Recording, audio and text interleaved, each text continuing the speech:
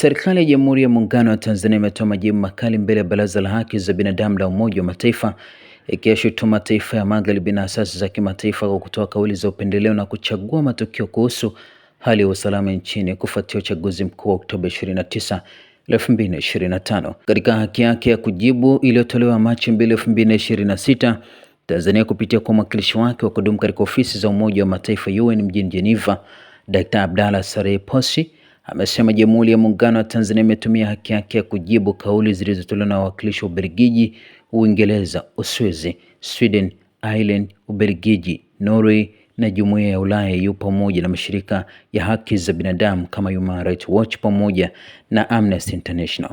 Tanzania imepinga vikali madai ya mauaji kinyume cha sheria yaliyotolewa na Uingereza, ikidai kuwa washirika hao wa kimataifa wamefumbia macho uharibifu mkubwa uliofanywa na vikundi vilivyohamasisha vurugu.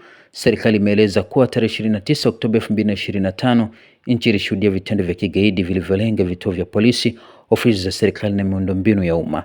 Haya hayakuwa matukio yaliyojitokeza tu, bali yalikuwa yameandaliwa na kupangwa mapema ili kudhoofisha, kuharibu na kuvuruga utaratibu wa kikatiba.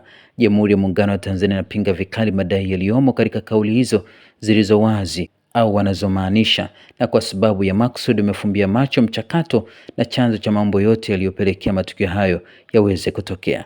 Tanzania imeweka msisitizo kuwa kama nchi huru ina jukumu la kikatiba la kulinda utulivu wa umma na kwamba hatua zilizochukuliwa na vyombo vya usalama zilikuwa ndani ya wigo wa sheria ili kuzuia nchi isiingie kwenye ghasia.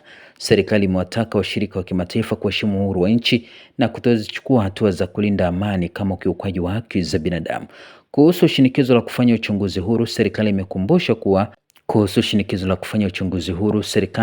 imekumbusha kuwa Rais Daktari Samia Suluhu Hassan ameshateua tume huru ya uchunguzi kisheria. Tume hiyo imepangiwa kuwasilisha matokeo ya uchunguzi tarehe 3 Aprili 2026.